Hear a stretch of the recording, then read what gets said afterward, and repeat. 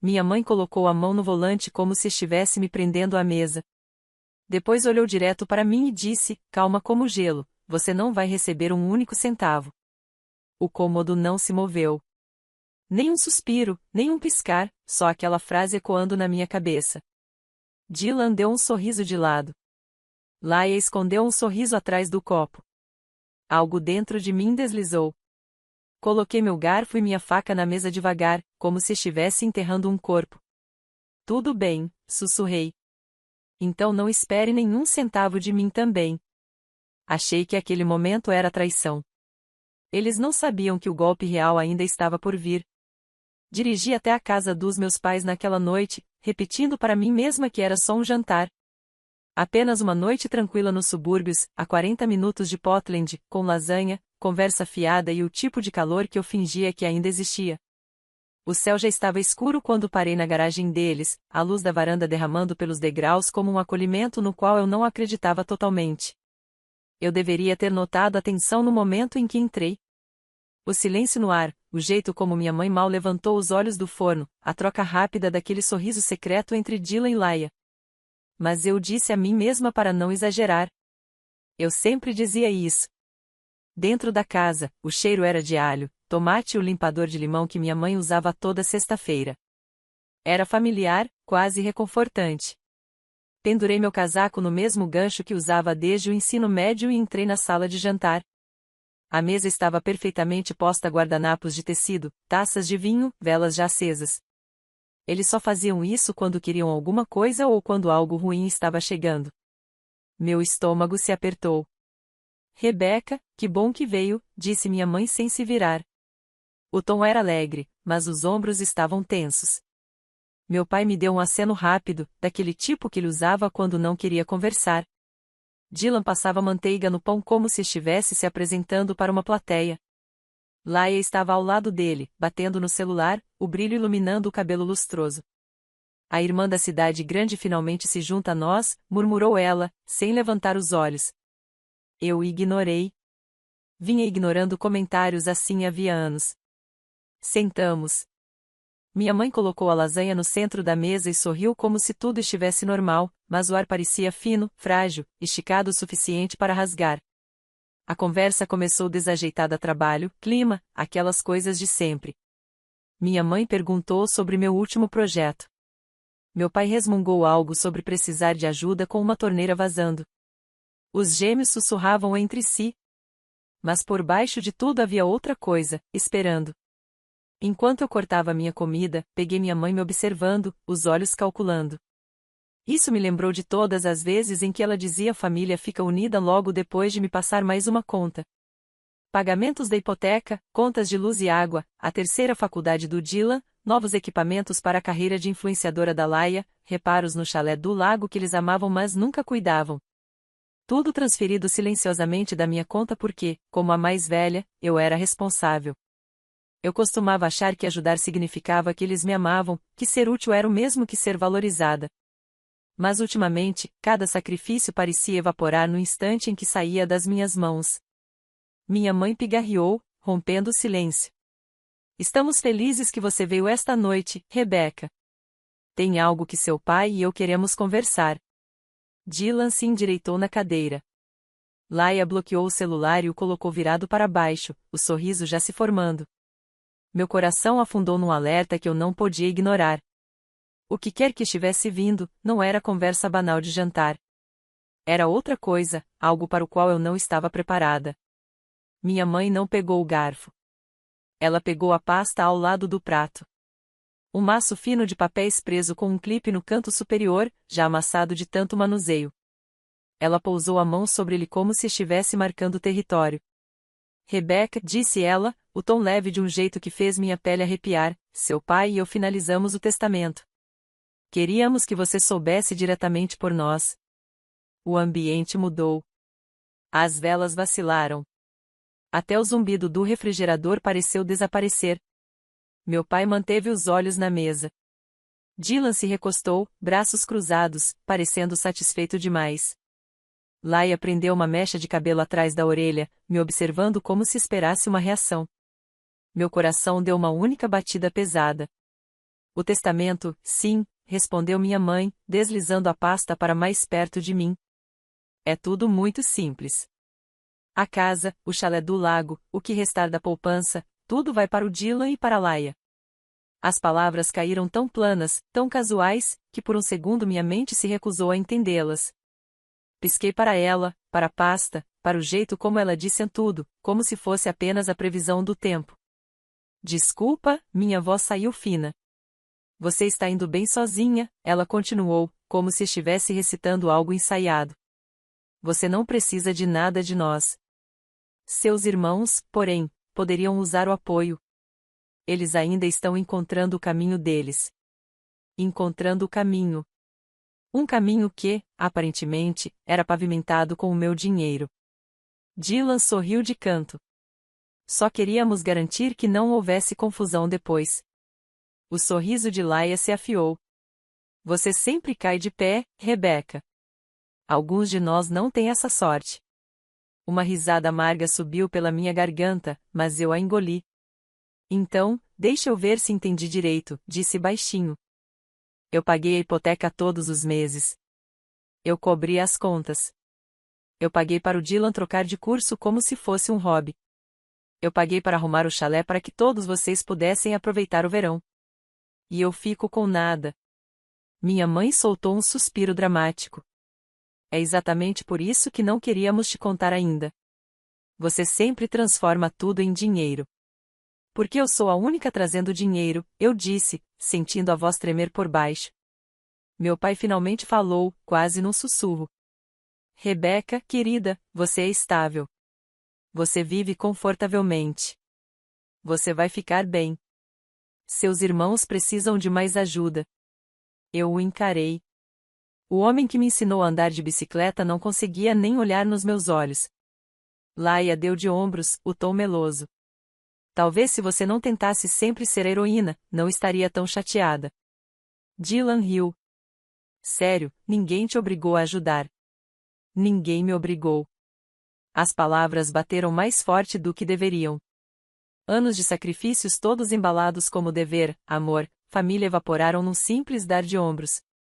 Algo dentro de mim se firmou, como um nó apertando. Eu sorri. Não de mágoa, não de raiva só, fim. Certo, disse suavemente.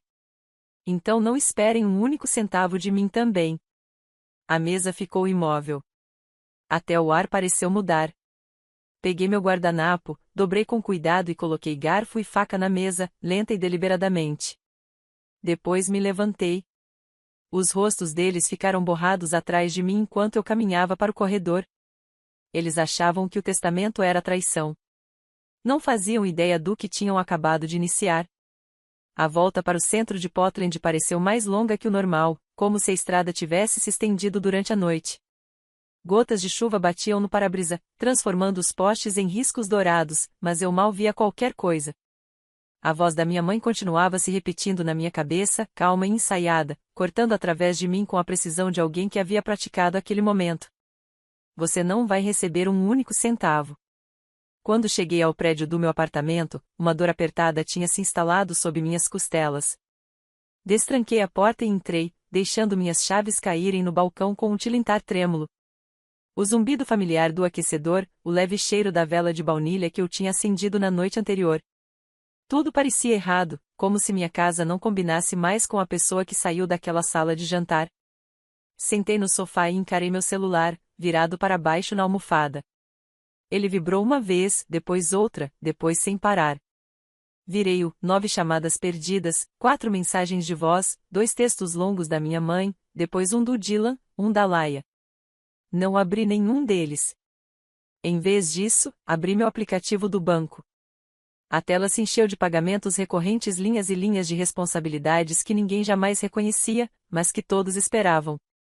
Hipoteca, contas, seguro, transferências marcadas simplesmente como ajuda, uma palavrinha vaga que cobria uma década de sacrifícios. Meu dedo pairou sobre a primeira linha. Um suspiro profundo saiu de mim, áspero. Então toquei em cancelar. A confirmação apareceu. Apertei sim. Outro pagamento. Cancelar. Confirmar. Outro. Cancelar. Confirmar. Não parecia triunfo. Não era vingança. Era algo mais quieto, mais profundo, como destrancar uma porta atrás da qual eu nem sabia que estava presa. Meu celular vibrou de novo. Dessa vez, atendi.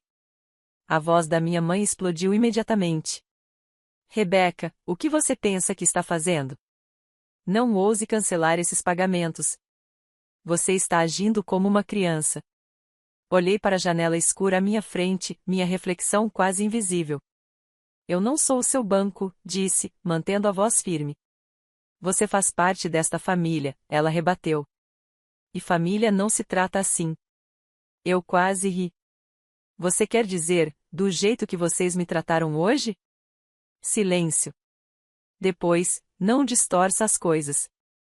Me ligue quando estiver calma. Ela desligou antes que eu pudesse dizer qualquer outra palavra. 20 minutos depois, Dylan ligou. Então, a mãe disse que você está surtando por quê? Pelo testamento? Eu respirei fundo. Dylan, você ultrapassou meus limites muito antes de qualquer uma dessas coisas. Ele bufou. Que limites? Você pagava porque queria. Não reescreve a história. E desligou na minha cara. Depois foi a Laia, a voz açucarada, quase entediada. Beck, sério, você está se passando. Você é sortuda, tá? Você não precisa da herança. Supera. Eu bloqueei ela. Bloqueei ele. E então, porque sabia exatamente o que viria a seguir, bloqueei minha mãe também. O silêncio que veio depois não estava vazio. Era uma folha em branco. Os dias seguintes se misturaram em uma rotina de trabalho, silêncio e pequenos intervalos de alívio. Meus colegas perceberam que eu estava cansada, mas ninguém fez perguntas. Eu agradeci por isso. Me joguei em um novo projeto que exigia longas horas e viagens, qualquer coisa para impedir minha mente de voltar àquela mesa de jantar. 3 semanas após o jantar, meu celular acendeu com uma mensagem em grupo da minha mãe. Reunião de família hoje. Você nos deve sua presença. Uma pressão familiar apertou meu peito. Antigo condicionamento, antiga obediência. Mas mesmo assim eu respondi com uma única palavra, ok. Quando estacionei na garagem dos meus pais naquela noite, o céu estava cinza opaco, do tipo que pesa antes de uma tempestade. O carro do Dylan estava estacionado torto. Laia encostada no corrimão, rolando o feed no celular. Meu pai parado na porta, mãos nos bolsos. Minha mãe esperava logo dentro, braços cruzados, lábios tensos. Eles me olharam como se eu fosse o problema. Não faziam ideia de que eu não era mais a pessoa que saíra dali 3 semanas antes. Eu era outra alguém que eles não podiam mais controlar. Semanas depois, o pesadelo não apenas chegou, ele aterrissou com a precisão fria de alguém que queria que eu sentisse. Eu tinha acabado de voltar de Sacramento, arrastando minha mala pelo corredor silencioso do meu prédio. Meus ombros doíam. Meus olhos ardiam por causa do voo, e tudo o que eu queria era um banho e dormir. Mas, no meio do corredor, algo pareceu errado. O ar tinha um cheiro levemente químico, agressivo, artificial. Então eu vi minha porta. Ela parecia inchada, deformada, como se algo tivesse crescido dentro dela. Parei de andar. Espuma expansiva grossa, endurecida, amarelo pálida estava comprimida em cada fresta do batente. Ela transbordava para fora, como se a porta tentasse escapar. Toquei com a ponta dos dedos. Sólida. Seca. Selada.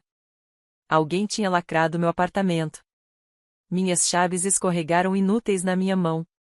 Por um momento, apenas fiquei ali, estabilizando a respiração. Não gritei.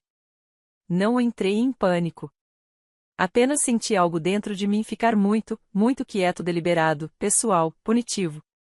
Meu pensamento caiu sobre Dylan com uma facilidade perturbadora. A administração do prédio levou quase 1 hora para responder. Quando o supervisor chegou, ele olhou para a porta, levantando as sobrancelhas. Alguém realmente queria te manter do lado de fora. Essa é uma maneira de dizer, respondi, com uma frieza que fez ele me encarar de novo. O chaveiro veio em seguida. Demorou mais 2 horas para retirar a espuma sem danificar a estrutura. Pedaços de isolamento seco se espalharam pelo corredor como confete da celebração mais miserável do mundo. Quando a porta finalmente abriu e eu entrei, não senti alívio. Senti decisão. Larguei a mala, fui direto para o meu laptop e abri as câmeras do corredor. Avançar, parar, clicar, rolar, e então ele. Dylan. Capuz puxado, boné baixo, o moletom que eu reconhecia do último Natal. Ele se movia com o mesmo ar de sempre, despreocupado, arrogante, certo da própria impunidade. Sacudiu a lata de espuma. Sorriu. Aplicou em cada centímetro do batente da minha porta. E quando terminou, deu um passo para trás, admirando o próprio trabalho como se fosse uma obra-prima. Eu não suspirei. Não arfei. Apenas olhei. Eu não chorei. Minhas mãos nem tremeram. Eu apenas apertei salvar. Depois me recostei, encarando o quadro pausado. O rosto dele não aparecia totalmente, mas a postura, os sapatos, a risada eram inconfundíveis. Não importava se ele achava que tinha se disfarçado. Ele não tinha disfarçado quem realmente era. Liguei para uma única pessoa, tia Nora. Ela chegou 20 minutos depois, ainda de chinelos, o cabelo preso num coque bagunçado. Um olhar para o batente da porta e sua expressão endureceu. Lá dentro, mostrei o vídeo. Ela assistiu em silêncio até o fim. Depois assentiu uma vez. Ele passou dos limites, Rebecca, e você sabe disso. Eu sei, respondi. Você não pode continuar absorvendo o dano deles, ela continuou. Eles nunca vão parar, a menos que você faça algo. Não era incentivo. Não era raiva. Era a verdade. Na manhã seguinte, registrei um boletim de ocorrência. Calma, clara, factual. O policial assistiu ao vídeo 2 vezes e balançou a cabeça. Isso é vandalismo, disse. Você fez a coisa certa. Saí da delegacia sentindo um tipo de clareza que só aparece quando o último fio de culpa finalmente se rompe. As ligações começaram naquela tarde. Minha mãe primeiro fúria misturada a uma fina camada de incredulidade.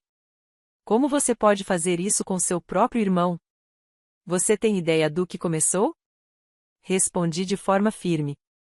Não, mãe. Quem começou foi ele, quando vandalizou minha casa. Ela ignorou. Retira o boletim. Não. Você é inacreditável.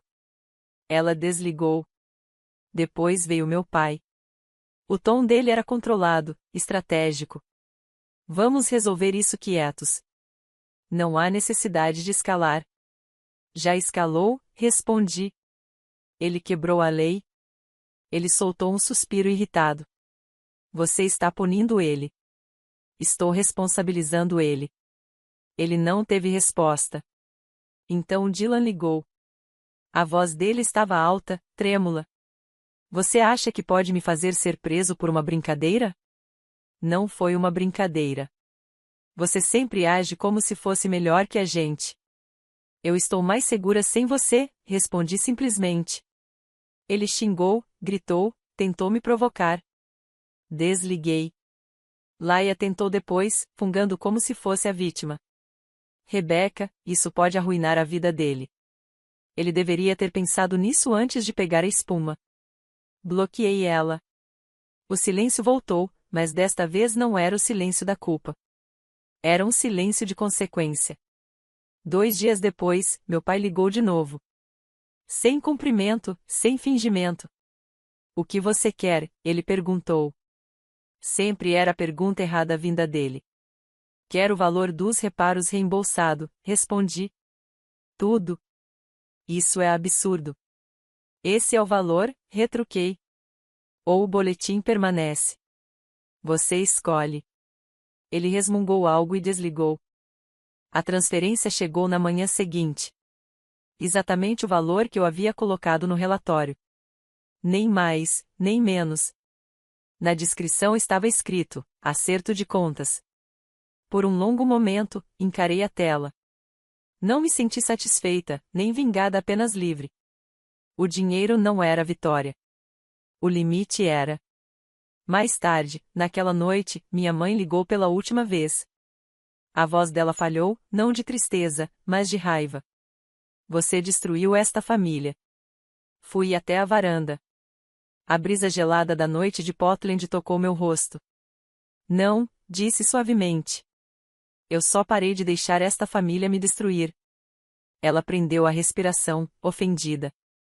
Espero que um dia, continuei, você entenda que limites não são traição. Não espere que a gente te perdoe, ela disparou. Eu parei de esperar qualquer coisa de vocês faz muito tempo.